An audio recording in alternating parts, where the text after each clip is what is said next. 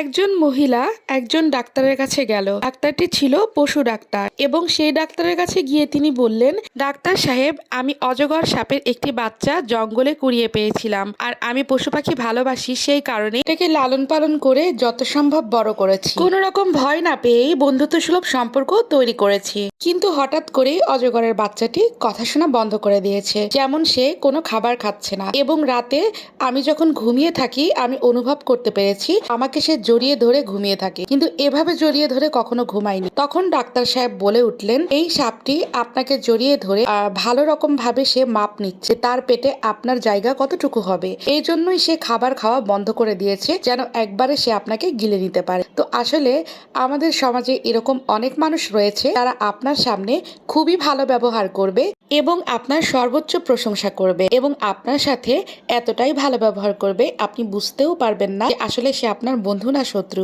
আপনার ভালো চাইছে নাকি খারাপ চাইছে। সেজন্য চেষ্টা করুন মানুষের সাথে মেশার পরে নিজেকে একটু আলাদা রাখার জন্য, যেন আপনার এতটা ক্ষতি না হয়ে যায় যে আপনি নিজেকে আর রিকভার করতে পারবেন না। আবার সেটা যে শুধু বাইরের মানুষই হয়ে থাকে তা কিন্তু না, আপনার ঘরে আপনার পরিবারের মানুষও কিন্তু এমন হতে পারে যে আপনার এতটা ক্ষতি আশা করে, যেটা আসলে করলে আপনি পুষিয়ে নিতে পারবেন না। আল্লাহ হাফিজ।